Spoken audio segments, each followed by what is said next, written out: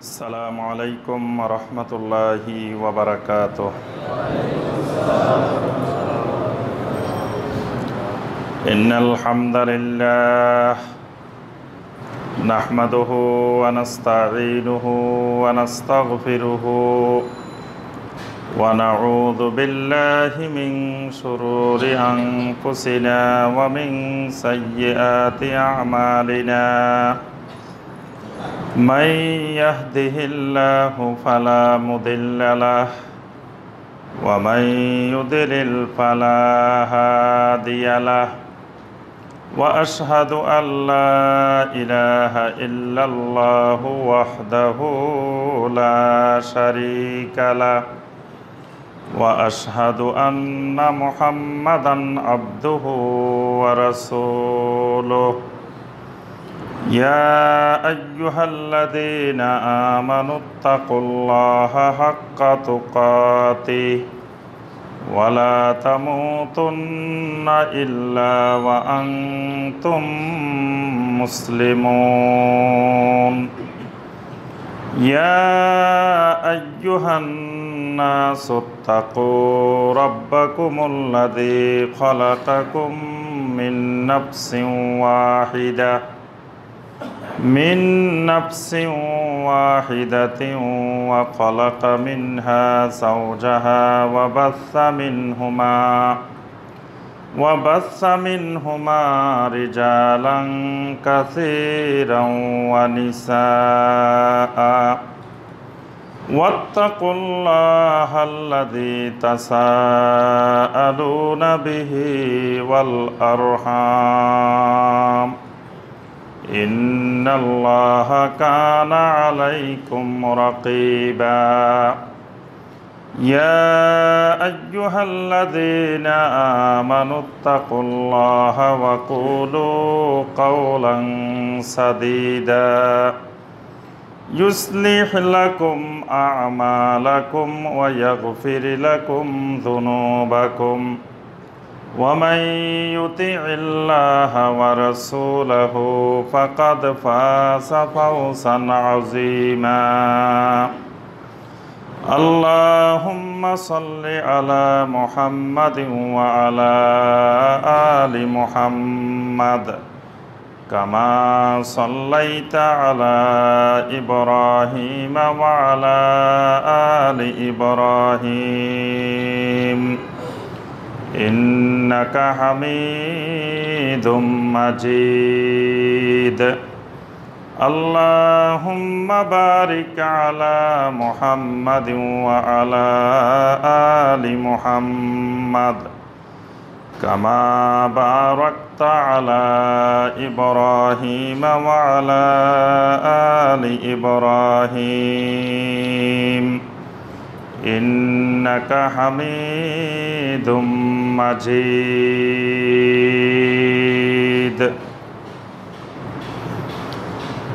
মুআজ্জাজ মুকাররাম উলামায়ে কেরাম, দূরের এবং কাছের সম্মানিত দ্বীনী ভাই এবং বোনেরা, আল্লাহ রাব্বুল আলামিনের দরবারে কোটি কোটি শুকরিয়া যে মহান রাব্বুল আলামিন আমাদেরকে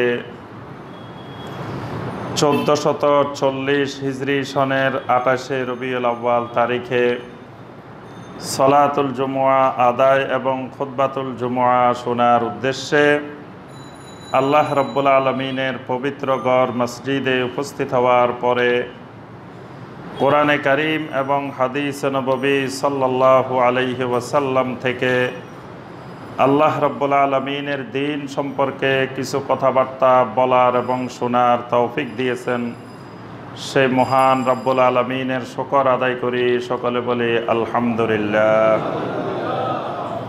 সম্মানিত মুসল্লিয়ানে কেরাম, আমাদের আজকের খুতবা যে বিষয়টি আমরা আলোচনা করব ইনশাআল্লাহ, বিষয়টি হলো সিরাতুল আইম্মা আল আরবাহ। এই ধারাবাহিকতায় অর্থাৎ জগৎ বিখ্যাত, পৃথিবী বিখ্যাত চারজন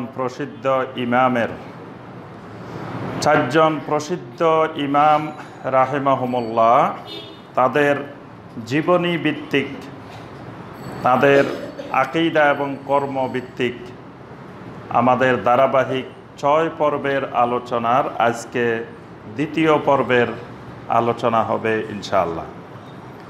আমরা ইতিপূর্বে বলেছি যে আমরা 4 প্রসিদ্ধ ইমাম থেকে ইমাম আবু হানিফা রাহমাহুল্লাহর উপরে আমরা 3টি খুতবায় আলোচনা করব ইনশাআল্লাহ, আর বাকি 3 ইমামের উপরে 3টা খুতবায় আলোচনা করব ইনশাআল্লাহ।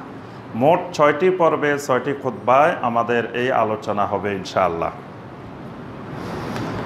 এই ধারাবাহিকতায় আমরা গত খুতবায় প্রথম পর্বের আলোচনা করেছি সিরাতুল ইমাম আবি হানিফা রাহমাহুল্লাহ।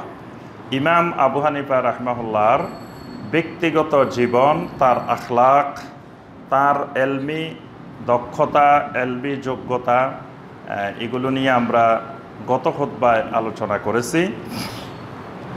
আজকে সিরাতুল ইমাম আবি হানিফা রাহমাহুল্লাহর দ্বিতীয় পর্বের আলোচনা করব ইনশাআল্লাহ। দ্বিতীয় পর্বের আলোচনায় আমাদের যে বিষয়গুলো থাকবে, বিষয়গুলো হলো ইমাম আবু হানিফা রাহমাহুল্লাহর বিরুদ্ধে বিভিন্ন ধরনের অভিযোগ, এবং অভিযোগ ছোটোখাটো আলেমেরা করেন নাই। মানে আবু হানিফা রাহমাহুল্লাহর সমপর্যায়ের জগৎ বিখ্যাত ওলামায়ে কেরাম তারা তার বিরুদ্ধে 3 ধরনের অভিযোগ করেছেন।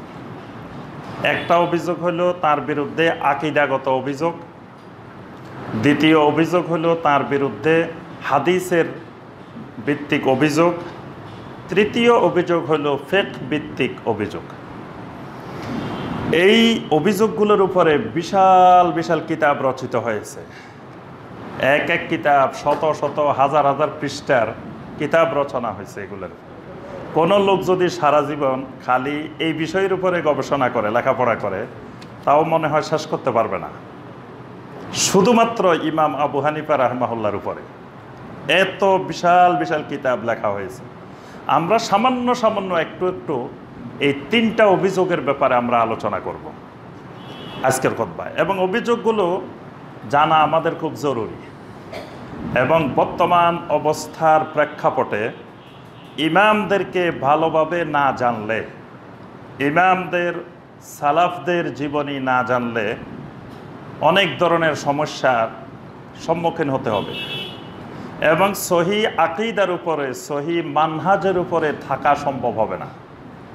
কারণ আমি গত খুতবায় বলেছি যে আমরা সবসময় এই বাংলাদেশে এবং সারা দুনিয়াতে আমরা যে বিষয়ের দাওয়াত দিচ্ছি, বিষয়টা হলো শিরক মুক্ত তাওহীদি ঈমান এবং বেদাত মুক্ত সুন্নতি আমল। এই 2টা জিনিসের আমরা দাওয়াত দিই সব সময়।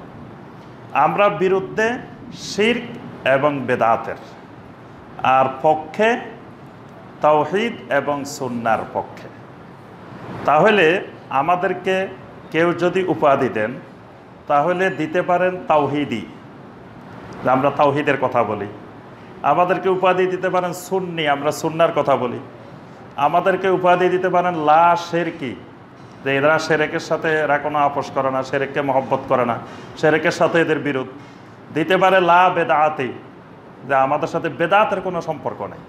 এইগুলো হইতে পারে, কারণ আমরা এগুলো নিয়ে কথা বলি, দাওয়াত দিই। আমাদের মূল দাওয়াত হলো এই বিষয়গুলো কেন্দ্রিক। কিন্তু দেখা যাচ্ছে এই বিষয়ের একটাও বলে না। আমাদেরকে বলা হয় কি লা মাযহাবী, অথচ মাযহাবের আমরা বিরোধী না, মাযহাবের পক্ষে এবং শক্ত পক্ষে, খালি পক্ষে না। এবং এই আইম্মায়ে কেরামদেরকে আমরা কদম বকদম আমাদের সালাফ হিসাবে আমরা অনুসরণ করার চেষ্টা করি, তাদের আখলাক অনুসরণ করার চেষ্টা করি।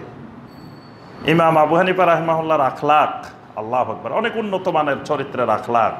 আমরা গত খুতবায় আলোচনা করেছি, একজন আসি তাকে বলছে ইয়া জিন্দিক, আবু হানিফা রাহমাহুল্লাহকে গালি দিছেন। আবু হানিফা রাহমাহুল্লাহ জবাব দিছেন কি, গাফার আল্লাহু লাকা হুয়া ইয়ালামু মিন্নি খালাফা মা তাকুল। তোমাকে ওই আল্লাহ ক্ষমা করে দিক যেই আল্লাহ জানেন যে আমি আবু হানিফা জিন্দিক নই। সুবহানাল্লাহ। তাহলে কি সুন্দর আখলাক!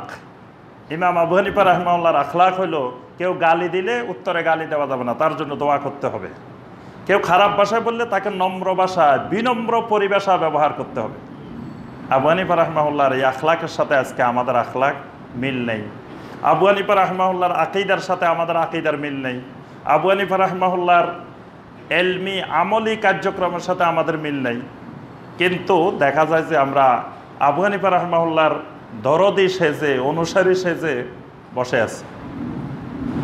এবং কেউ যদি ওই শিরকের বিরুদ্ধে, বেদাতের বিরুদ্ধে কথা বলে, আমরা তার সাথে বলে দিই যে এই লোক লা মাযহাবী, এই মাযহাব মানে না। একটা মিথ্যা অপবাদ দেওয়া হয়।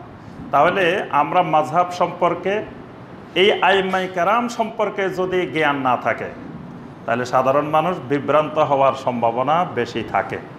এই জন্য ওনাদের এই ইমামদের সিরাতের উপরে লেখাপড়া করা দরকার, জীবনী বোঝা দরকার এবং তাদেরকে অনুসরণ করা দরকার। এই জন্য আমরা এই 4 জন ইমামের উপরে সামান্য একটু আলোচনা করে আপনাদেরকে উদ্বুদ্ধ করতেছি যে আপনারা ব্যাপক আকারে বেশি করে লেখাপড়া করবেন, ওনাদের সম্পর্কে জানবেন এবং ওনাদের নাম বিক্রি করে কেউ যাতে খাইতে না পারে। আব্দুল কাদের জিলানী রাহমাহুল্লাহর নাম বিক্রি করি, কত লক্ষ লক্ষ মানুষ খাইতেছে সমাজে। আব্দুল কাদের জিলানী রাহমাহুল্লাহর নামে খতম আছে। এই খতমের নাম জানেন? দেখি বলেন, দেখি একজন। হয় নাই? হ্যাঁ, খতমে গাউসিয়া, এই নাম শোনেন নাই? খতমে গাউসিয়া, খতমে গাউসিয়ার অনেক হাদিয়া, কারণ এটা কিন্তু খুব গরম খতম। এই খতম পড়াইলে একেবারে আগুনের মতো কাজ করে। কারণ আব্দুল কাদের জিলানী রাহমাহুল্লাহ উনি গরম মানুষ। উনি নাকি কবরের মধ্যে মন কান নকির আসছে, আর একজনের বান্দি রেখেছে, আরেকজনের আল্লাহর কাছে পাঠাইছে। এত গরম দেখেন, মন কান নকিরের ভয়ে সবাই অস্থির থাকে। আর আব্দুল কাদের জিলানী রাহমাহুল্লাহ 2 জন আসছে, তো একজনের বান্দি রেখেছে, আরেকজনকে বলছে যে যাও আল্লাহর কাছে যাও, যাই বলে আসো। তারপরে উনি আসছে, আসে ছুটাই নিয়ে গেছে। এরপরে বলছে খবরদার, এই বাগদাদের কবরস্থানে জীবনে আর কোনোদিন আসতে পারবে না। আব্দুল কাদের জিলানী রাহমাহুল্লাহ দেখেন কত পাওয়ার, যে পুরা বাগদাদের কবরস্থানে মনকান্নকের আশা বন্ধ করে দিছে। তাহলে এইরকম পাওয়ারফুল লোকের খতম, খতমের নাম খতমে গাউসিয়া। টাকাও বেশি এই খতমের, কারণ খতমের পাওয়ার যত বেশি টাকাও তত বেশি। এই জন্য আপনার এই খতমে গাউসিয়া পড়ি পড়ি কত হাজার হাজার লোক খাইতেছে। আব্দুল কাদের জিলানী রাহমাহুল্লাহর নাম বিক্রি করি। আব্দুল কাদের জিলানী রাহমাহুল্লাহ যদি এদেরকে পাইতেন, কি যে করতেন এদেরকে, সেটা আল্লাহ ভালো জানেন। অথচ আব্দুল কাদের জিলানী রাহমাহুল্লাহ একজন বিশুদ্ধ আকীদার, সহি আকীদার, সহি মানহাজের, সহি আমলের একজন দিনদার, সালেহীন, মুত্তাকিন মানুষ ছিলেন। ওই মানুষটাকে আজকে তারা ওনাকে কেন্দ্র করে শিরক করতেছে, বেদাত করতেছে, বিভিন্ন কিছু করতেছে। ঠিক একইভাবে ইমাম আবু হানিফা রাহমাহুল্লাহকে বিক্রি করে অনেকে খায়। তারপরে আপনার ইমাম বুখারী রাহমাহুল্লাহকে বিক্রি করে খাইতেছে। দেখবেন যে খতমে বুখারী করে বাংলাদেশে, বুখারী শরীফের খতম পড়াই দেন। মাদ্রাসার শিক্ষক ছাত্র সবাই মিলে বুখারী শরীফ তেলাওয়াত করে, প্রথম থেকে শেষ পর্যন্ত তেলাওয়াত করে হাদিয়া নেন। বুখারীর খতম দিয়ে তেলাওয়াত করে হাদিয়া নেওয়া জায়েজ, কিন্তু বুখারীর কোনো হাদিস আমল করা জায়েজ না। আমল করলে সেটা ফিতনা। কিন্তু বুখারী পড়ি, বুখারী খতম দিয়ে টাকা ইনকাম করা জায়েজ আছে। তাহলে ইমাম বুখারী রাহমাহুল্লাহকে বিক্রি করে অনেকে খাইতেছে। মাদ্রাসায় যিনি বুখারী শরীফ পড়াইতে পারে উনি সবচেয়ে বড় ওস্তাদ, উনি বুখারী শরীফের মুহাদ্দিস, উনি বুখারীর হাদিসের দাস দেন। যেই মাদ্রাসায় যিনি বুখারী পড়ান উনি সবচেয়ে বড় আলেম, মানে ভালো আলেম যিনি, ওনাকে বুখারী পড়াইতে দেন। তাহলে বুখারীর কারণে ওনার বেতন বেশি, বুখারীর কারণে ওনার সম্মান বেশি, বুখারীর কারণে খতমের টাকা পাওয়া যায়। বুখারী কেন্দ্রিক কত দেখেন ইনকামের ব্যবস্থাপনা আছে, কিন্তু বুখারীর ভিতরের কোনো হাদিস আমল করলে তখন কয় ফিতনা সৃষ্টি করতেছে। এই জন্য আপনি যদি ইমাম বুখারী রাহমাহুল্লাহকে না জানেন বা বুখারী রাহমাহুল্লাহ সহিহ আল বুখারী সম্পর্কে জ্ঞান না থাকে, বিভ্রান্ত হওয়ার সম্ভাবনা আছে। কারণ এসব ব্যক্তিরা মহান ব্যক্তি, বড় মাপের আমাদের সালাফ, এদেরকে বিক্রি করে করে সমাজে বিভিন্ন জন বিভিন্ন রকমের ব্যবসা সাজায় বসছে। দেখুন ওয়াজ মাহফিল হইলে এক জায়গায়, আশেপাশে কত রঙের দোকান বসায় বসায় না, ওই ওয়াজ মাহফিলকে কেন্দ্র করে। কেউ ওখানে তাবিজের কিতাবও বেছে। ওয়াজ মাহফিল হইতেছে শিরক বেদাতের বিরুদ্ধে, ওখানে শিরক বেদাতের কর্মকাণ্ডও চলে। দুনিয়ার এমন এমন কিতাব বেছে, বই বেছে, যেগুলো শিরক বেদাতের ফ্যাক্টরি। এরকম বইও বেছে, অনেক জায়গায় দেখবেন ওয়াজ মাহফিলে যায়, আশেপাশে দোকান বসাইছে সব মানে দুনিয়ার জাল হাদিসের বই, বিভিন্ন রকমের বই। অথচ ওয়াজ মাহফিল হয়েছে এগুলো উচ্ছেদ করার জন্য। ওয়াজ মাহফিলকে কেন্দ্র করে ব্যবসা করে খাইতেছে চতুর্দিকে। এইরকম এইসব ব্যক্তিদেরকে, এইসব আইম্মাই কেরাম রাহিমাহুল্লাহকে, এই ওনাদের নাম ব্যবহার করে অনেকে বিভিন্ন রকমের ব্যবসা বাণিজ্য গড়ে তোলে। কিন্তু আবার কেউ যদি একটু তাদের ব্যবসা বাণিজ্যের মধ্যে একটু মন্দা হওয়ার সম্ভাবনা দেখা দেয়, তাহলে উনার বিরুদ্ধে এবার গামছা বেঁধে কোমরে নামা হয়। তাই আমরা এই জন্য আজকের খুতবায় যেটা আলোচনা করবো, এটা এত গুরুত্বপূর্ণ যে ইমাম আবু হানিফা রাহমাহুল্লাহ এত বড় ব্যক্তি, সেই ব্যক্তির বিরুদ্ধে অভিযোগ তিনি তার আকীদা ঠিক নেই, তার অভিযোগ তিনি হাদিস জানে না, তার ব্যাপারে অভিযোগ তিনি ফেক জানে না। তো বুঝলাম উনি কিচ্ছু জানে না। তো যদি না জানেন, এরকম না জানা একটা লোক ওই যুগে, যে যুগে ইন্টারনেট ছিল না, মিডিয়া ছিল না, টিভি ছিল না, কিচ্ছু ছিল না, ওই যুগে এবং সোনালী যুগে, সে তাবেঈনদের যুগে, তাবেঈনদের যুগে, সেই যুগে কিভাবে উনি সারা দুনিয়াতে প্রসিদ্ধি লাভ করলেন। এমনকি সে বাগদাদ থেকে খলিফা আবু জাফর আল মনসুর তাকে ডেকে নিয়ে আসছেন কুফা নগরী থেকে। ওই যুগের কুফা আর বাগদাদ মানে দুই রাষ্ট্র। সেই কুফা থেকে ওনাকে নিয়ে আসছেন বাগদাদে, এনে বলতেছেন আপনি এই পুরা আব্বাসী খেলাফতের প্রধান বিচারপতির দায়িত্ব পালন করবেন। সুবহানাল্লাহ। তাইলে উনারে বাদশা পর্যন্ত চিনল, এত বড় রাষ্ট্রের প্রধান বিচারপতির দায়িত্ব দিতে চাইলেন। তো উনার যদি হাদিসের জ্ঞান না থাকতো, ফিকহের জ্ঞান না থাকতো, এলেমে না থাকতো, তো এরকম একটা লোককে বুঝি এরকম দায়িত্ব দিচ্ছেন। এবং উনার এলেম সম্পর্কে তাবেঈন ওই সোনালী যুগের উত্তম মানুষগুলো সাক্ষ্য দিচ্ছেন। সুবহানাল্লাহ। তারা তাকে ইমাম হিসেবে মেনে নিছেন, কিন্তু তারপরেও তার বিরুদ্ধে এমন অভিযোগ, সেই অভিযোগগুলো শুনলে আপনি মনে করবেন যে আবু হানিফা রাহমাতুল্লাহ আলাইহি মনে হয় মুসলমানে ছিলেন না। আমরা একটু শোনাবো। প্রথমে দেখেন তার সম্পর্কে, তার 1 নম্বর স্টুডেন্ট ইমাম আবু হানিফা রাহমাতুল্লাহ আলাইহি শত শত স্টুডেন্ট ছিলেন, তার মধ্যে একেবারে 1 নম্বর যিনি, তিনি হইলেন কাজী আবু ইউসুফ রাহিমাহুল্লাহ।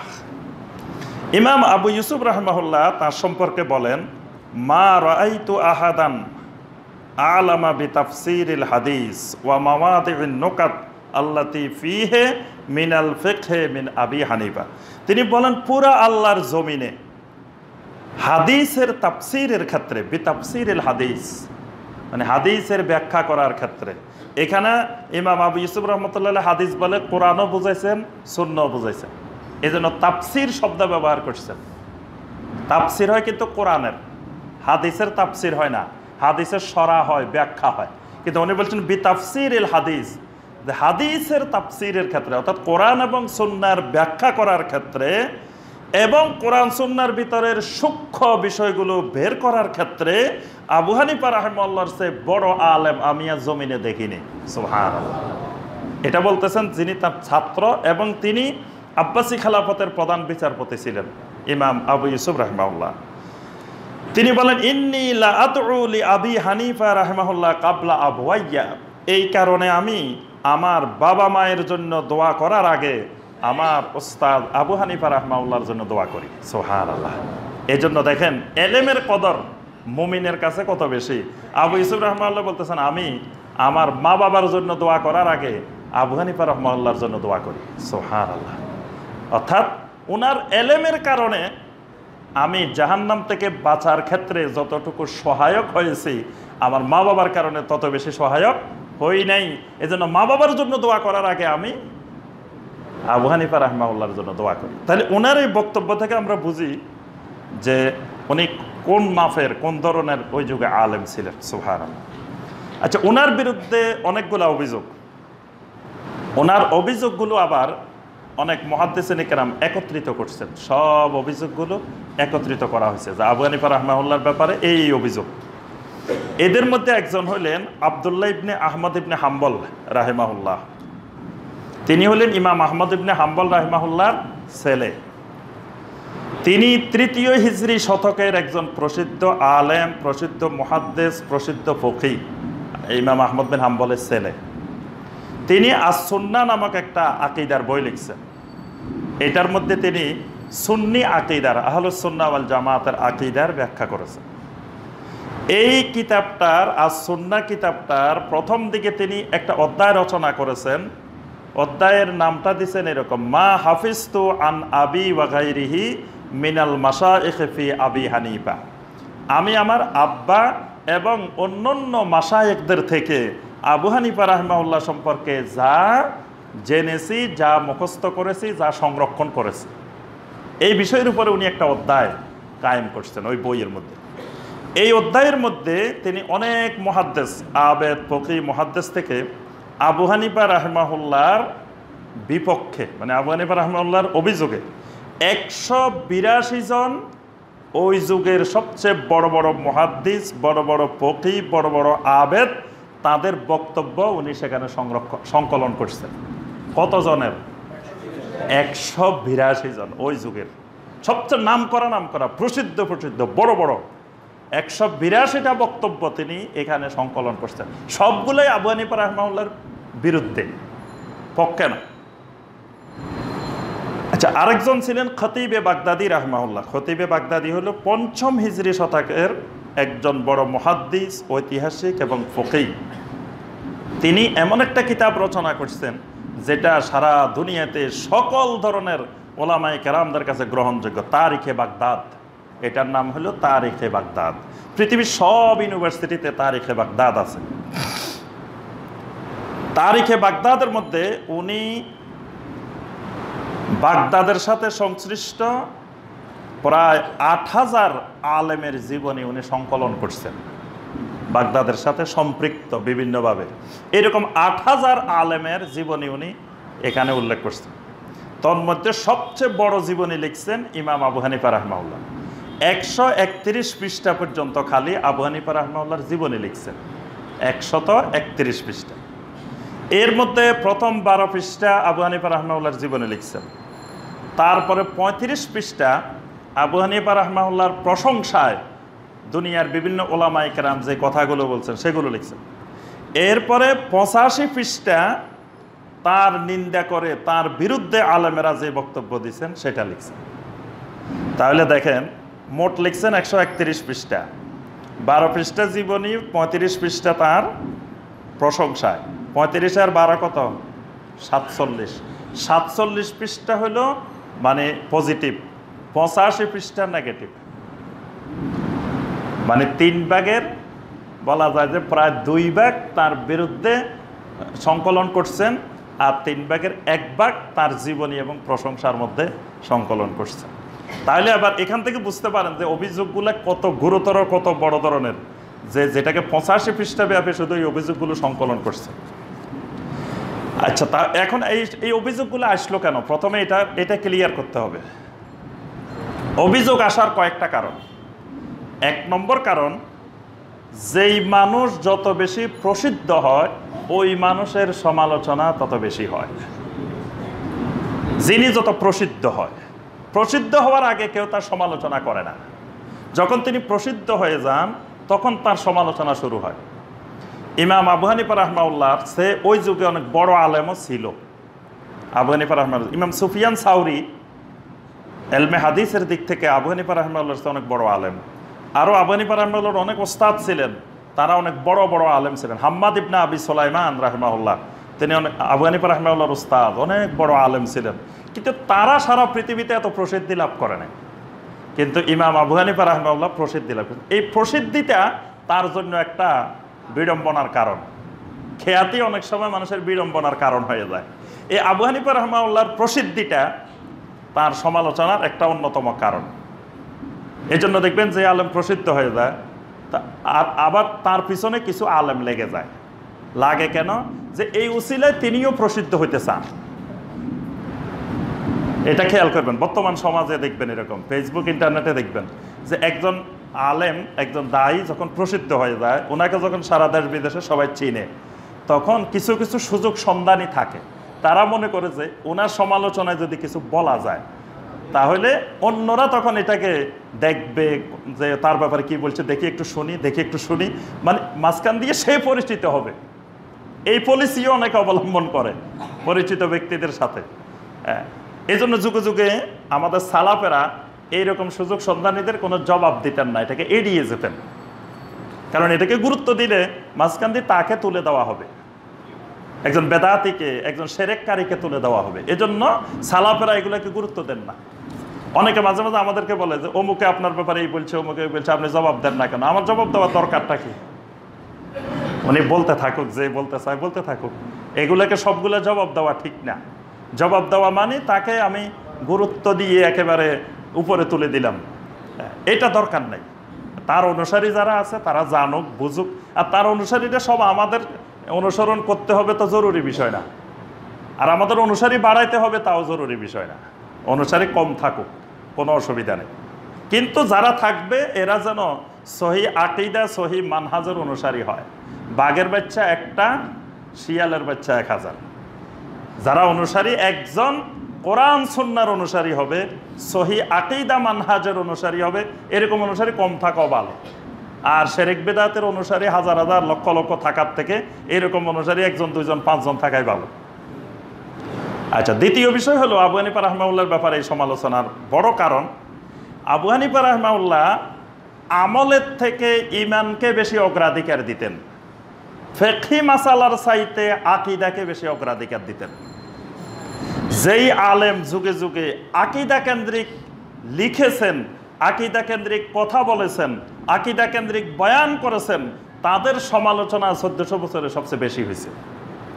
কিন্তু আমলের বয়ান করলে, আমলের কিতাব লিখলে, ফজিলতের বয়ান করলে, ফজিলতের কিতাব লিখলে, ফজিলতের প্রচার প্রসার করলে সমালোচনা হয় না। এটা বড় কারণ। এই জন্য যুগে যুগে অনেক সুযোগ সন্ধানী আলেমেরা থাকতেন, তারা আকীদার ব্যাপারে চুপ করে থাকতেন, কোনো কথা বলতেন না, শুধু ফজিলতের বয়ান দিতেন, আমলের কথা বলতেন। কারণ আমলের কথা বললে, ফজিলতের কথা বললে কোনো শত্রু হবে না, সবাই তারা মহব্বত করবে, সবাই পছন্দ করবে যে এই শায়খে কি সুন্দর বয়ান করে, কি সুন্দর বয়ান, যে দেখেন এটা করলে এই ফজিলত, এটা করলে এই ফজিলত, এটা করলে এই ফজিলত। সকালবেলা 2 রাকাত নামাজ পড়বেন, দেখেন হজর উমরা সওয়াব পাই যেতেছেন, এটা করবেন এই সওয়াব পাই যাবেন, কি সুন্দর সুন্দর ফজিলতের বয়ান। কিন্তু আকীদার উপরে, মানহাজের উপরে কোনো বক্তব্য দিবে না।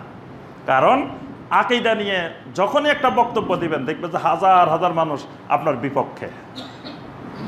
আমলের বয়ান দিবেন, কেউ আপনার বিপক্ষে নাই, সবাই পক্ষে। বাংলাদেশের ধরেন যদি 12 কোটি 14 কোটি মুসলমান থাকে, 14 কোটি আপনার পক্ষে। এটা আকীদার বয়ান দিবেন, 14 কোটির মধ্যে হয়তো 1 কোটি পাবেন আপনার পক্ষে, 13 কোটি আপনার বিপক্ষে। কারণ এখানে তো প্রায় অধিকাংশ, প্রায় সবাই বিভিন্ন ধরনের আমরা শিরক এবং বেদাতের আকীদার সাথে জড়িত।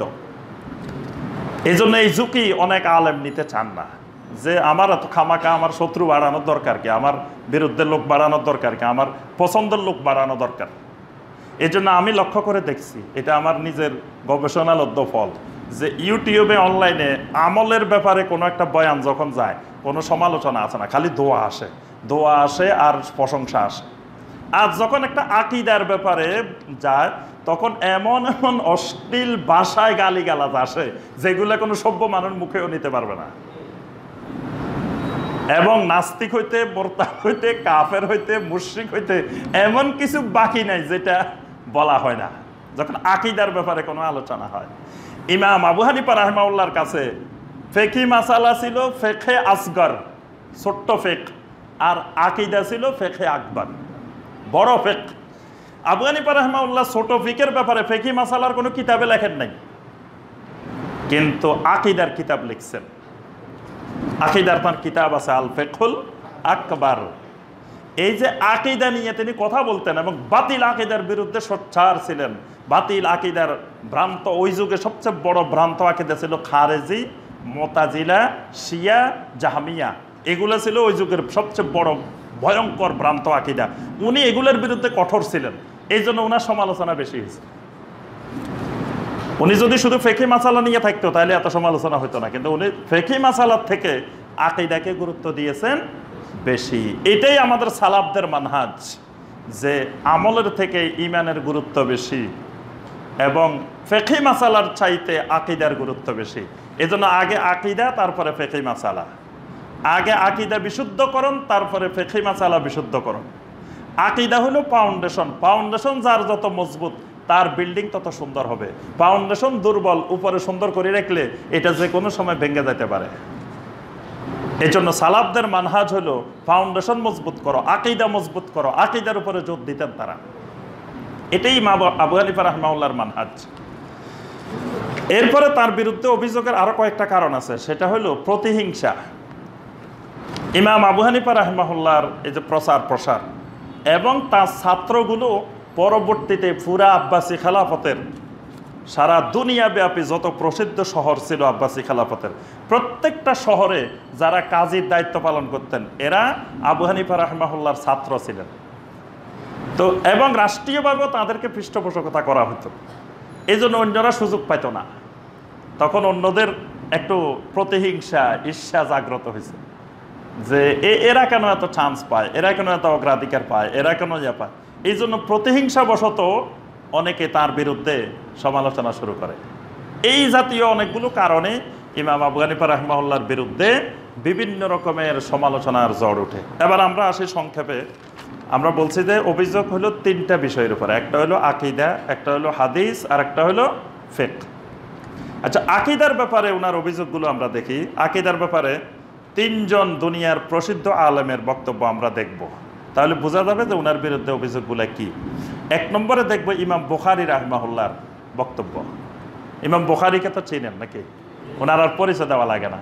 যদি এখন যে দিন, যদি কয় দিনের দলিল দেন, এখন যে দিন আপনি যে বুঝলেন কেমনে দলিল দেন, এখন দিনের কোনো দলিল দেওয়া লাগে? দিনের যেমন দলিল দেওয়া লাগে না, ইমাম বুখারীর এলেম আমলের প্রমাণ করার জন্য দলিল দেওয়া লাগে না। ইমাম বুখারী রাহমাহুল্লাহ বলেন, কল আলী দারার ইবনে সুরাদ, দারার ইবনে সুরাদ নামক এক ব্যক্তি আমাকে বলছেন, হাদ্দাসানা সালিম, তাকে সালিম বলছেন, সামেআ সুফিয়ান, তিনি সুফিয়ান সাউরির থেকে শুনছেন, কল আলী হাম্মাদ ইবনে আবি সুলাইমান, সুফিয়ান সাউরি রাহমাহুল্লাহ বলতেছেন যে আমাকে আমার ওস্তাদ হাম্মাদ ইবনে আবি সুলাইমান, হাম্মাদ ইবনে আবি সুলাইমান উনি তাবেঈ, প্রসিদ্ধ তাবেঈ, বড় আলেম ওই যুগের, এবং তার ছাত্র আবু হানিফা রাহমাতুল্লাহ আলাইহিও তার ছাত্র, সুফিয়ান সাউরিও তার ছাত্র, দুইজনে তার ছাত্র। তো সুফিয়ান সাউরি বলতেছেন যে হাম্মাদ ইবনে আবি সুলাইমান আমাকে বলছেন, আবলেগ আবা হানিফা আল মুশরিক, যে হাম্মাদ ইবনে আবি সুলাইমান আমাকে বলছেন আবু হানিফা নামের ওই মুশরিকটারে আমার পক্ষ থেকে এই কথাটা পৌঁছাই দাও, আন্নি বারি উম্মিনহু, আমার সাথে আবু হানিফার সাথে কোনো সম্পর্ক নেই। কে বলছে? আবু হানিফা রাহমাহুল্লাহ উস্তাদ হাম্মাদ ইবনে আবি সুলাইমান রাহমাহুল্লাহ, তিনি সুফিয়ান সাউরিকে বলতেছেন যে আবু হানিফা নামক ওই মুশরিককে আমার পক্ষ থেকে এটা বলে দাও যে আন্নি বারি উম্মিনহু, আমি তার সাথে কোনো সম্পর্ক নেই। কারণ কেন সম্পর্ক নেই? ওস্তাদ আবার কারণ ব্যাখ্যা করতেছেন, ওয়াকানা ইয়াকুল আল কোরআন মাখলুক, কারণ আবু হানিফা বলতেছে কোরআন মাখলুক। আকীদার মাসালা, কোরআন মাখলুক নাকি গায়রে মাখলুক। তো হাম্মাদ ইবনে আবি সুলাইমান বলতেছে আবু হানিফা প্রচার করতেছে কোরআন মাখলুক, সুতরাং কোরআন মাখলুক বললে তার ইমাম থাকে না, সে মুশরিক হয়ে যায়। সুতরাং আবু হানিফা মুশরিক, তার সাথে আমার কোনো সম্পর্ক নেই। এই কথাটা ইমাম বুখারী রাহমাহুল্লাহ তারিকে কাবির, তারিকে কাবিরের মধ্যে লিখছেন। এবং আমাদের ওস্তাদ ডক্টর আবদুল্লাহ জাহাঙ্গীর রাহমাহুল্লাহ তার আল ফিকহুল আকবরের মধ্যে তিনি 49 নম্বর পৃষ্ঠায় ইমাম বুখারী রাহমাহুল্লাহর এই কথাটা উল্লেখ করেছেন। আচ্ছা, তো এখন আবার কি বলবেন? প্রথম কথা হলো আবু হানিফা রাহমাহুল্লাহ সারা জীবন সংগ্রাম করছেন আল কোরআন গায়রে মাখলুকের উপরে। তার মত ছিল আল কোরআন গায়রে মাখলুক, কোরআন মাখলুক না, বরং তিনি যারা কোরআন মাখলুক বলছে তাদের বিরুদ্ধে সারা জীবন উনি সংগ্রাম করছেন। তার বিরুদ্ধে অভিযোগ যে তিনি নাকি বলছেন কোরআন মাখলুক। দেখেন, আমরা সবসময় বলি যে কোনো নারী ইমামতি করতে পারে না। ওই দিন একজন ভাই এসে আমাকে জিজ্ঞেস করতেছে যে ভাই এই আহলে হাদিস চিনেননি? তা আমি কই না, চিনি না তো, কোনোদিন দেখিনি কীরকম, এদের শিং কয়টা, মাথা কয়টা, কি কয়টা তো জানি না। আহলে হাদিসেরা নাকি মহিলাদের পিছনে নামাজ পড়ে। তা আমি কেউ কেমনে বুঝলেন? কয় এক মসজিদের ইমাম সাহেব আমাকে ভিডিও বাইর করে ফেসবুক থেকে দেখাইছে যে মহিলা ইমামতি করতেছে, পিছনে নামাজ পড়তেছে, এরা আলে হাদিস, খবরদার এদের ধারে কাছে যাইয়েন না, এরা মহিলাদের পিছনে নামাজ পড়ে। নাউজুবিল্লাহ। পৃথিবীর কোন জায়গায়? আমেরিকাতে এক মহিলা, দুষ্ট মহিলা, ওখানে ইমামতি করছে, এবং ওরা কি ইহুদি না মুসলমান আমরা সেটাও জানি না, এরকম ইমামতি করছে, করার পরে এটা ভিডিও করে প্রচার হয়েছে। এটা হলো সেই আমেরিকাতে। তো একজন মসজিদের ইমাম সাহেব, তিনি এটা তদন্ত না করে, কিছু না করে, উনি সাধারণ মানুষকে বিভ্রান্ত করতেছেন, বলতেছেন দেখেন যে আলে হাদিসরা মহিলার পিছনে নামাজ পড়ে। কত বড় ডাহা অভিযোগ, মিথ্যা অভিযোগ। এবং আল্লাহর ভয় যদি অন্তরে বিন্দুমাত্র থাকতো তাহলে কিন্তু এই জাতীয় কথা বলতে পারতেন। আমি হয়তো আলে হাদিসকে পছন্দ করি না, তাই বলে তাদের নামে মিথ্যা বানায় বানায় বলা, মিথ্যা প্রচার করা, এটা তো আমার জন্য জায়েজ না। এই যে দেখেন, অথচ আলে হাদিসেরা মহিলার ইমামতির বিরুদ্ধে সোচ্চার, মহিলা ইমামতি করতে পারবে না, অথচ তাদের বিরুদ্ধে অভিযোগ দিয়ে দিছে যে মহিলা ইমামতি করছে। ডাক্তার জাকির নায়েক হাফেজাউল্লাহ, নাম শুনছেন না? তিনি সারা দুনিয়া ব্যাপী যারা কোরআন বিরোধী, যারা বলে যে কোরআনে ভুল আছে, তাদের বিরুদ্ধে উনি সারা দুনিয়া ব্যাপী সংগ্রাম করতেছেন। ওনার মতনও কোরআনে ভুল নাই, আর সারা দুনিয়ার অনেক মুশরিকেরা, অনেক ইহুদিরা, বড় বড় মুস্তাশরিকেরা, মুস্তাশরিক মানে এরা অমুসলিম কিন্তু আরবি ভাষার পণ্ডিত, এদেরকে বলা ওরিয়েন্টালিস্ট।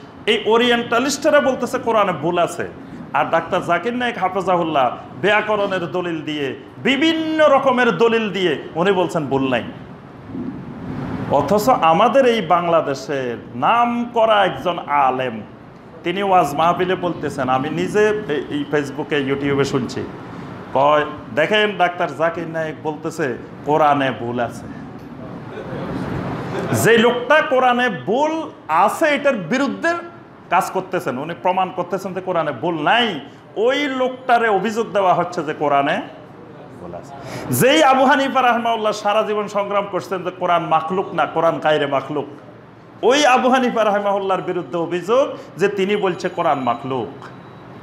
এখন মুহাদ্দিসিনে কেরাম গবেষণা করছেন কথাটার কারণ কি। হাম্মাদ ইবনে আবি সুলাইমানের মতো লোক, সুফিয়ান সাউরির মতো লোক, ইমাম বুখারীর মতো লোক, কোনটা আছে কোনটা কম নাকি? এসব লোকেরা অভিযোগ দিচ্ছেন, এটা কিন্তু যে সে অভিযোগ না। ইমাম বুখারীর মতো লোক তো, আল্লাহু আকবার, ইমাম বুখারী রাহমাহুল্লাহর আলাদা একটা মানহাজ আছে, এই মানহাজটা দুনিয়ার সব আলেমদের অনুসরণ করা দরকার।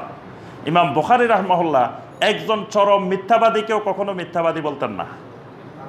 তার পরিবেশটা ছিল, তার ব্যাপারে কিছু কথা আছে। ইমাম বুখারী রাহমাহুল্লাহ যদি বলেন এই মুহাদ্দিসের ব্যাপারে কোনো কথা আছে, তার অর্থ হলো তিনি মিথ্যাবাদী। তিনি কখনো কাউকে মিথ্যাবাদী বলেন নাই জীবনে, কারো বিরুদ্ধে কোনো খারাপ অভিযোগ দেন নাই, সামান্য বলতেন, তিনি এড়িয়ে যেতেন, বলতেন যে না এটা এই ব্যাপারে কিছু কথা আছে, বাস। এটা বলা মানে, ইমাম বুখারী এটা বলা মানে উনি মিথ্যাবাদী, উনি হাদিস বলার উপযুক্ত না। সেই ইমাম বুখারী রাহমাহুল্লাহ কিন্তু আবার বলতেছেন। তাহলে কারণ কি? মুহাদ্দিসিনে কেরাম গবেষণা করে বলছেন যে এখানে দেরার ইবনে সুরাদ নামে যে লোকটা, এই লোকটা কুফার একজন বড় বুজুর্গ কিন্তু বড় মিথ্যাবাদী। এই যে লোকটা প্রথম বর্ণনা করছে কল আলী দেরার ইবনে সুরাদ, এই লোকের বুজুর্গি শুনলে মনে করবেন যে এত বড় আল্লাহর ওলি মিথ্যা বলতে পারে না। দেরার ইবনে সুরাদ তিনি যেমন বুজুর্গ তেমন মিথ্যাবাদী। তাহলে দেখা যায় বুজুর্গ লোকও মিথ্যাবাদী হইতে পারে, বিরাট বুজুর্গ কিন্তু বিরাট মিথ্যাবাদীও হইতে পারে। এটা মুহাদ্দিসিনে কেরাম বলতেছেন। এটা বর্তমানে হাড়ে হাড়ে দেখবেন অনেক জায়গায়, অবাক লাগে, এত বড় আলেম আবার মিথ্যা কথা কইতেছে, এত বড় বুজুর্গ আবার মিথ্যা কথা বলতেছে, ধারণা করে কথা বলতেছে, একজনের নামে একটা বলে দিচ্ছে মিথ্যা কথা। তো ওই যুগেও দেখেন এরকম লোক ছিল, কুফার বিরাট বুজুর্গ, কিন্তু বুজুর্গের কারণে আবু হানিফা রাহমাহুল্লাহকে কোনো কারণে তার পছন্দ হয় নাই। কারণ আবু হানিফা রাহমাহুল্লাহ এই জাতীয় বুজুর্গি পছন্দ করতেন না। এজন্য আবু হানিফা রাহমাহুল্লাহ কোনো ওই তরিকার মধ্যে যান নাই, তিনি কোনো তরিকার রশি ধরেন নাই। আবু হানিফা রাহমাহুল্লাহ তিনি কারো কাছে মুরিদ হন নাই। আবু হানিফা রাহমাহুল্লাহর কোনো পীর নেই এবং তার কোনো মুরিদও নাই। কিন্তু দেরার ইবনে সুরাদের হয়তো এরকম তরিকা ছিল, আবু হানিফা রাহমাহুল্লাহ তরিকার বাইরে ছিলেন, এই জন্য তাকে পছন্দ হইতো না। তো এই বুজুর্গ লোক আবু হানিফা রাহমাহুল্লাহর নামে অপপ্রচার শুরু করে দিচ্ছে, বলছে যে আবু হানিফা বলতেছে কোরআন মাখলুক। তো ওনারা সরল মনে হয়তো সুফিয়ান সাউরি, হাম্মাদ ইবনে আবি সুলাইমান ওনাদেরকে যাই এত বড় বুজুর্গ বলছে যে আবু হানিফা কোরআন মাখলুক বলতেছে, ওনারা বিশ্বাস করতে পারেন? আর কথাটাকে বুঝাইতে পারছি? এইভাবেই মানুষের নামে মিথ্যা অপবাদ চারিদিকে ছড়ায় যায়। আচ্ছা, আরেকজন মুহাদ্দিস মুহাম্মদ ইবনে ওসমান ইবনে আবি শাইবা, তিনি বলতেছেন যে আমি আমার বাবাকে বলতে শুনছি, তিনি আবু নুআইমকে জিজ্ঞাসা করছেন, হে আবু নুআইম, মান হাউলা আল্লাযিনা তারাকতাহুম মিন আহলিল কুফা কানু ইয়ারাউনা সাইফা ওয়াল খুরুজ আলা সুলতান। আচ্ছা, আপনি কুফাবাসীদের মধ্য থেকে কাদেরকে রেখে আসছেন যারা শাসকদের বিরুদ্ধে অস্ত্র ধরাকে জায়েজ মনে করেন, অর্থাৎ যারা জঙ্গিবাদকে সমর্থন করেন, এইরকম মানুষ কাদেরকে আপনি কুফাতে রাখি এসছেন? তো তখন এই আবু নুআইম তিনি জবাব দিচ্ছেন, রাখি আসতি তো অনেক মানুষ, তবে এদের লিডার হইল আলা রাসিহিম আবু হানিফা। এদের লিডার হইল আবু হানিফা। ওয়াকানা মুরজিয়ান ইয়ারাস সাইফ, আবু হানিফা হইল মুরজিয়ান নেতা, ইয়ারাস সাইফা তিনি অস্ত্রধরা শাসকের বিরুদ্ধে, এটা উনি পছন্দ করেন। দেখেন, এটা মাসাইল কিতাবের মধ্যে ইমাম ইবনে আবি শাইবা রাহমাহুল্লাহ তিনি উল্লেখ করেছেন। এখানে ওনার বিরুদ্ধে দুইটা অভিযোগ দিচ্ছে। একটা হলো উনি শাসকদের বিরুদ্ধে অস্ত্র ধরা পছন্দ করেন। তো অস্ত্র ধরা পছন্দ করলে ওনাকে শাসকেরা দায়িত্ব নেওয়ার জন্য এত জুলুম করতেছে, এত কিছু করতেছে, তাও উনি শাসকদের বিরুদ্ধে কোনো ফতোয়া দেন নাই, শাসকদের বিরুদ্ধে তিনি কোনো আন্দোলন সংগ্রাম গড়ে তোলেন নাই, কোনো দল গঠন করেন নাই, কিছু করেন নাই। তার বিরুদ্ধে অভিযোগ যে তিনি এটা লিডার নাকি। আবার বলতেছে তিনি মুরজিয়া। মুরজিয়া বুঝেন তো? মুরজিয়া একটা বাতিল ফিরকা। মুরজিয়া মানে হলো স্থগিতকারী, বিলম্বকারী। তো যুগে যুগে আহলুস সুন্নাত ওয়াল জামাতের আলেমদেরকে আপনার খারেজিরা মুরজিয়া বলতো, মুতাজিলারা মুরজিয়া বলতো, শিয়ারা মুরজিয়া বলতো। কেন বলতো? কারণ আছে। একটা কারণ হলো আমলটা ইমানের অংশ কিনা, আমলটা ইমানের অংশ কিনা। তো খারেজিদের মতে আমল আর ইমান অবিচ্ছেদ্য অংশ, অবিভাজ্য অংশ। আমল নাই, তার ইমান নাই। কেউ কবিরা গুনাহ করবে, সে স্থায়ীভাবে জাহান্নামে যাবে। আমল আর ইমান অবিভাজ্য। কিন্তু আহলুস সুন্নাত ওয়াল জামাতের আকীদা হলো আমল ইমানের অংশ, তবে বিভাজ্য, অবিভাজ্য না। মানে আপনি আমল যত বেশি করবেন, ইমান আপনার সুন্দর হবে, ইমানের সৌন্দর্য বাড়বে, ইমান বাড়বে। আমল যত দুর্বল হবে, গুনাহ যত বেশি করবেন, ইমান কমবে। কিন্তু ইমান হারা হবেন না, ইমান যাবে না। কবিরা গুনাহ করলে ইমান যাবে না। কবিরা গুনাহ করলে স্থায়ী জাহান্নামে যাবেন না। আল্লাহ ইচ্ছা করলে মাফও করে দিতে পারেন। তওবা করলে আল্লাহ মাফ করে দেন। এটা হলো আহলুস সুন্নাত ওয়াল জামাতের মত। তো ওই মুতাজিলারা এবং এই খারেজিরা তারা বলতেছে যে না, এই যে দেখেন এই আহলুস সুন্নাত ওয়াল জামাতের লোকেরা বলতেছে যে আমল না করলেও জান্নাতে যাবে, আমল না করলেও স্থায়ী জাহান্নামে যাবে না, এদের ইমান থাকবে। তাহলে এরা মুরজিয়া, এরা ইমানকে স্থগিত করে দিছে, ইমানকে বিলম্বিত করে দিছে। মানে এরা ইমান হারা ফতোয়া দেয় না, বলে যে আমল না করলেও কয় ইমান আছে। এজন্য আপনার সুন্নিদের বিরুদ্ধে অভিযোগ হলো যে এরা মুরজিয়া। কাদের অভিযোগ? খারেজি এবং মুতাজিলাদের অভিযোগ। আরেকটা বিষয় আছে, ইনশাআল্লাহ মুমিন, এই বিষয়টা নিয়ে। এটা শুনছেন? আচ্ছা, আপনাদেরকে জিজ্ঞাসা করি যে আপনারা কি মুমিন কিনা? উত্তর দিবেন কি? অনেকে চুপ করে দিয়েছে, কোনটা বলতে যায় কোন বেজালে। মুহাদ্দিসিনে কেরামেরা বলতেন যে ইমান হলো ভবিষ্যতের বিষয়। এখন তো ইমান আছে, ভবিষ্যতে আমার মৃত্যু পর্যন্ত থাকবে কি থাকবে না তা তো জানি না। তো এই জন্য কেউ যদি তোমাকে জিজ্ঞাসা করে যে তুমি মুমিন কিনা, তুমি বলতে হবে ইনশাআল্লাহ মুমিন, কারণ আমি মুমিন এখনো আছি, ইনশাআল্লাহ মৃত্যু পর্যন্ত থাকবো। কিন্তু ফুকাহায়ে কেরাম বলতেন না, আপনি ইনশাআল্লাহর মধ্যে একটা সন্দেহ আছে। ইনশাআল্লাহ মানে আল্লাহ চাইলে আপনি থাকতে পারেন, আল্লাহ না চাইলে নাও থাকতে পারেন। তাহলে কি আপনি মুশরিক মুরতাদ হয়ে গেছেন? এটা কি আল্লাহর দোষ নাকি? আপনি বর্তমানে মুমিন, আপনি বলবেন যে অবশ্যই মুমিন, ইনশাআল্লাহ বলা যাবে না। ফকিদের মত ছিল এটা। তো ইমাম আবু হানিফা রাহিমাহুল্লাহ বলতেন যে কোনো অবস্থায় ইনশাআল্লাহ মুমিন বলা যাবে না, বলতে হবে যে অবশ্যই আমি মুমিন, ইন্নানি মিনাল মুসলিমিন। আবু হানিফা রাহিমাহুল্লাহ কোরআনের আয়াত দিয়ে দলে দিচ্ছেন ইন্নানি মিনাল মুসলিমিন। আল্লাহ বলছেন তার কথার থেকে সুন্দর কথা আর কারো কথা হইতে পারে না, যে বলে যে ইন্নানি মিনাল মুসলিমিন, অবশ্যই আমি মুসলিম। কিসের ইনশাআল্লাহ? তো মুহাদ্দিসেরা বলতেন যে না, এটা ভবিষ্যতের ব্যাপার, আপনি মরণ পর্যন্ত যদি ইমানের উপরে না থাকেন আপনি মুমিন না, তাহলে আপনি ইনশাআল্লাহ বলতে হবে। এই জায়গায় এটা নিয়ে ফ্যাস, এটা নিয়ে একতাল, এই অথচ এটা আকীদার কোনো বিষয় না। আপনি ইনশাআল্লাহ বললে ইমান যাবে না, এটা আকীদার কোনো গুরুত্বপূর্ণ বিষয় না। এই বিরোধের কারণে ওই যুগের অনেক মুহাদ্দিস আবু হানিফা রাহিমাহুল্লাহর বিরুদ্ধে খেপছে, কহে ইনশাআল্লাহ বলে না, হে বলা যে আমি অবশ্যই মুসলিম। আরেকটা বিষয় আছে, শিয়ারা খেপছে ওনার বিরুদ্ধে, যে শিয়াদের কথা হলো নবী সাল্লাল্লাহু আলাইহি ওয়াসাল্লামের পরে সবচেয়ে মর্যাদাবান সাহাবী হলো আলী রাদিয়াল্লাহু তাআলা। এই জন্য তারা সব সাহাবীরে বলে রাদিয়াল্লাহু তাআলা আনহু, আর আলীকে বলে কাররামাল্লাহু ওয়াজহাহু, ওনাকে রাদিয়াল্লাহু তাআলা আনহু বলে না।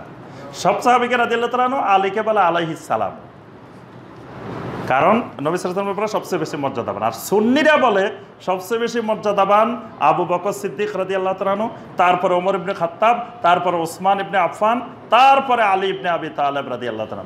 এই যে তিনজনের পরে বিলম্ব করে, এই জন্য শিয়ারা কয় যে এরাও মুরজিয়া, কারণ এরা ওই যে আলীর মর্যাদা দিতে যায় বিলম্ব করে ফেলছে, লম্বা স্থগিত করে ফেলছে, এই জন্য এরাও মুরজিয়া।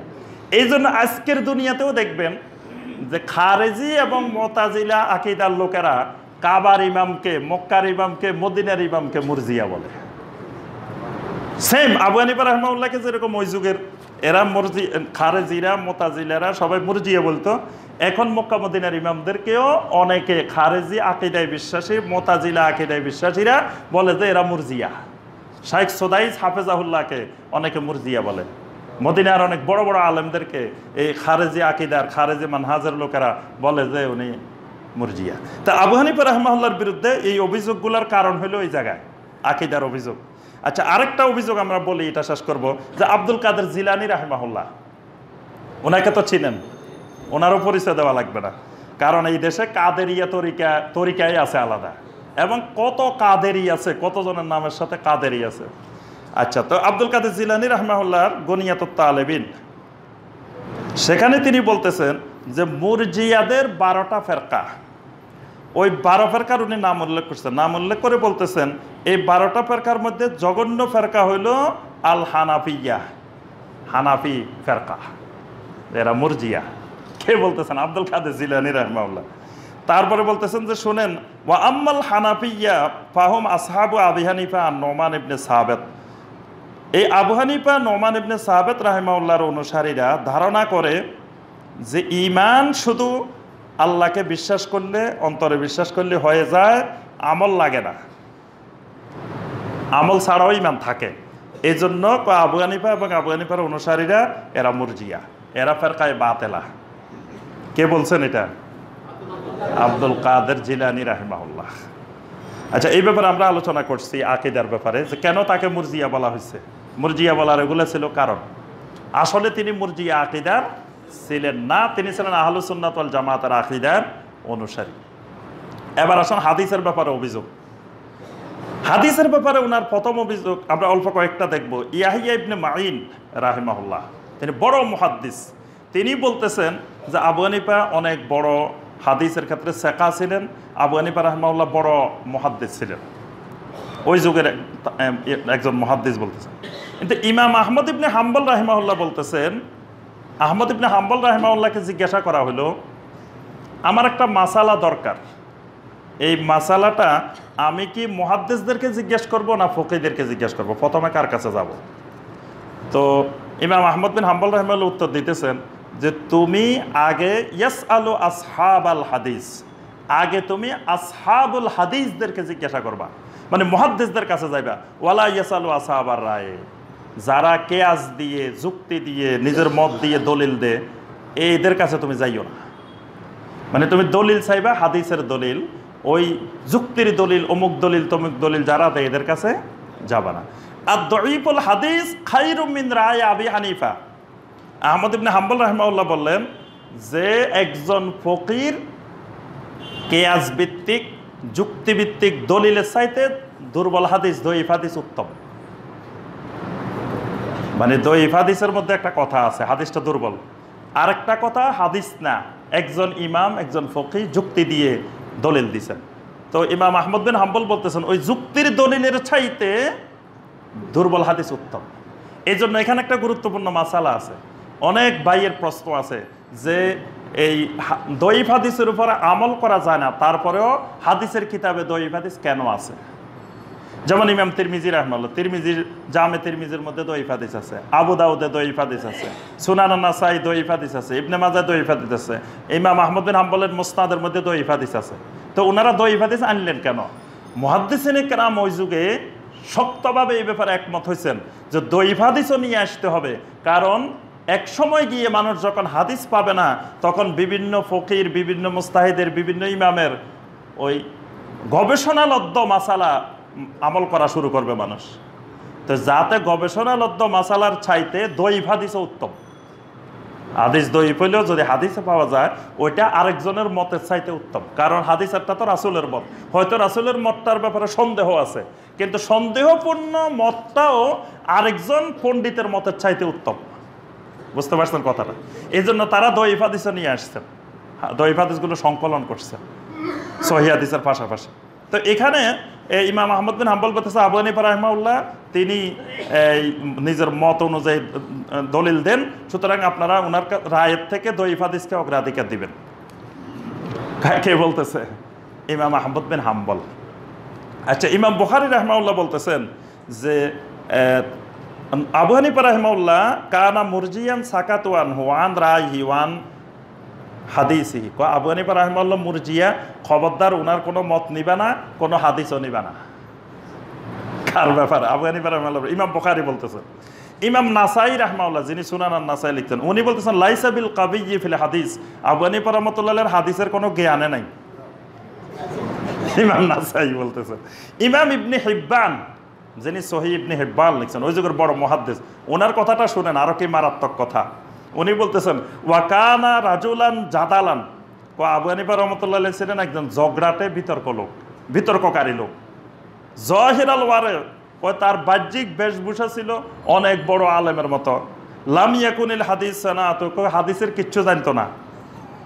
ইমাম ইবনে হিব্বান বলতেছেন হাদাসা বিমিয়াতে ওয়া সালাসিনা হাদিসান মাসানিদ। আবু হানিফা রাহিমাহুল্লাহ সারা জীবনে 130টা হাদিস সনদ সহ বর্ণনা করছেন।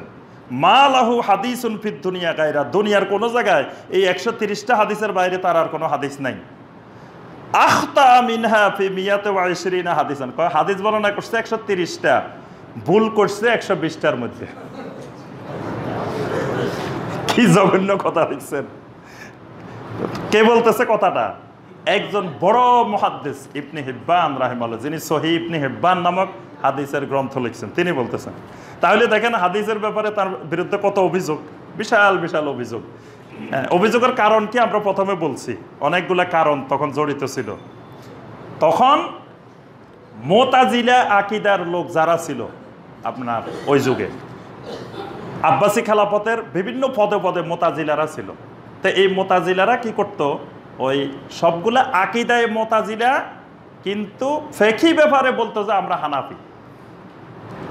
এবং ইমাম আহমদ বিন হাম্বল রাহিমাহুল্লাহর উপরে যারা নির্যাতন করছে এরা সবাই হানাফি, কিন্তু আকীদা মুতাজিলা। এই জন্য ওই যুগে যারা আহলুস সুন্নাত ওয়াল জামাতের আকীদায় বিশ্বাসী আলেম ছিলেন, তারা মনে করতেন যে হানাফি মানে মুতাজিলা, কারণ ওই যুগের মুতাজিলারা সবাই হানাফি।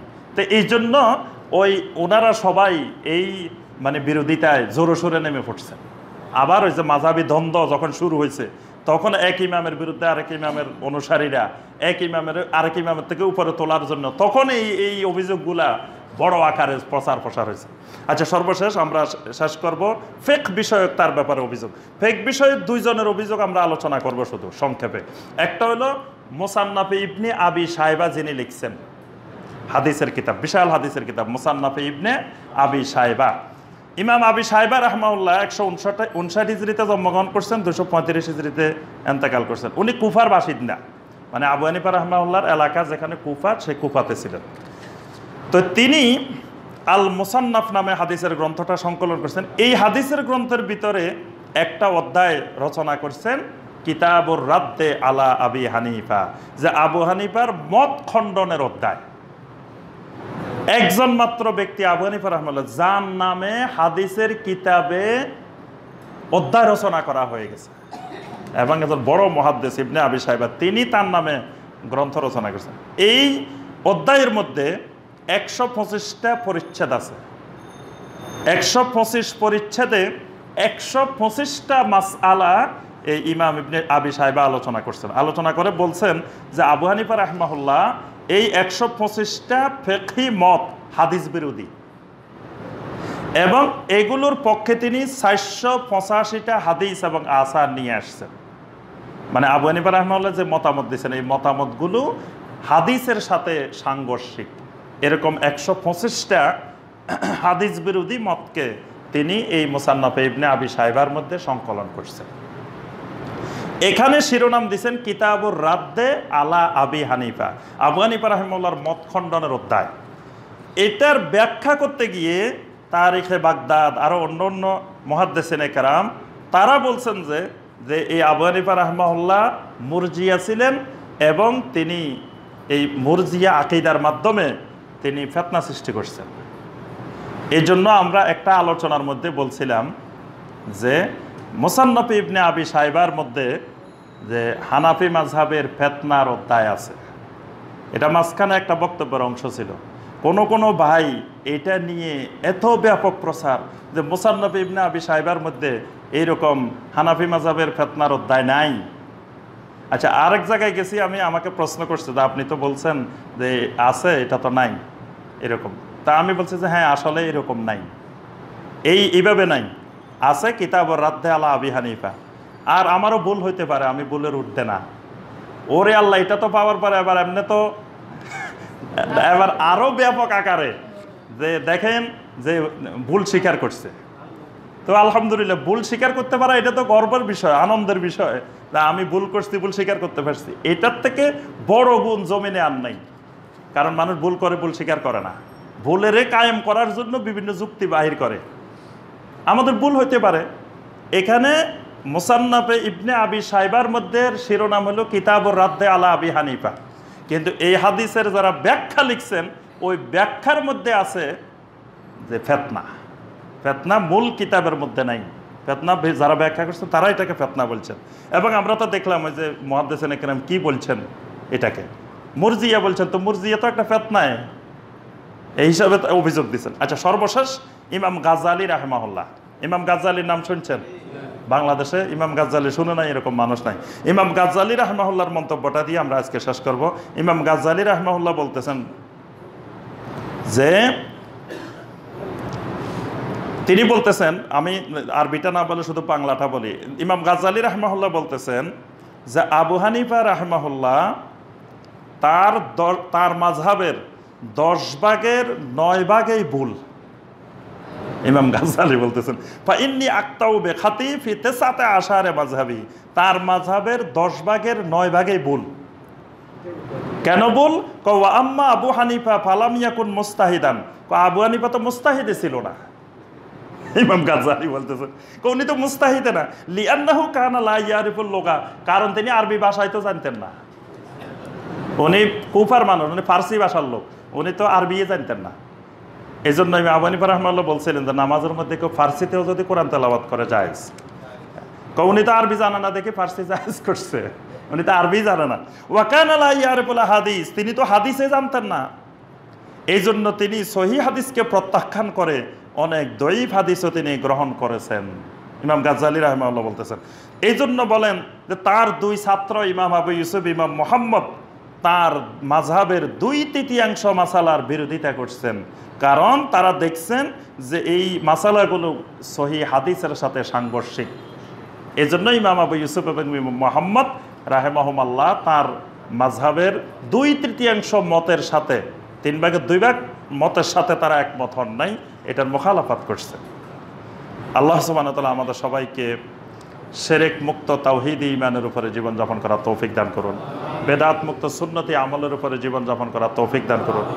আমাদের সালাফদেরকে, পূর্ববর্তী ওলামায়ে কেরামদেরকে মহব্বত করার আল্লাহ পাক আমাদেরকে তৌফিক দান করুন। তাদের দেখানো সিরাতে মুস্তাকিমের পথে আমাদেরকে অনুসরণ করা তৌফিক দান করুন।